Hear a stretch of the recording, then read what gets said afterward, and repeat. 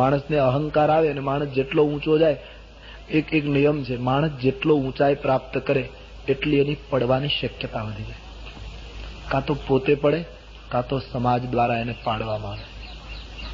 ઊંચાઈ આવ્યા પછી ઈશ્વરની શરણાગતિ હોય તો જ બચી શકાય. એટલે ગીતા કહેતી है योग क्षेम वहाम्यहम. हे प्रभु, योग भी तू देता है और रक्षण પણ તું જ કરે તો જ જીવી શકાય, નહીતર માણસ પડે. ગુલાબની કળી હોય ના ત્યાં સુધી અને વિકસવાના પૂરા સંજોગો, પણ એ વિકાસ કરતી કરતી જ્યાં પૂર્ણ રીતે ખીલી જાય ત્યારે કાં તો પોતે ખરી જાય અને કાં તો કોઈ એને તોડી જાય.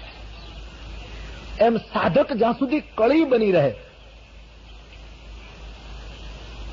ત્યાં સુધી એના વિકાસ માટે પૂરી શક્યતા. પણ સાધકને જયારે એમ થાય કે હું સિદ્ધ થઈ ગયો છું અને સિદ્ધતાનો ઘમંડ જયારે ભરાય છે ત્યારે કાં તો ખુદ गिरे या तो किसी के द्वारा उसको गिराया जाता है.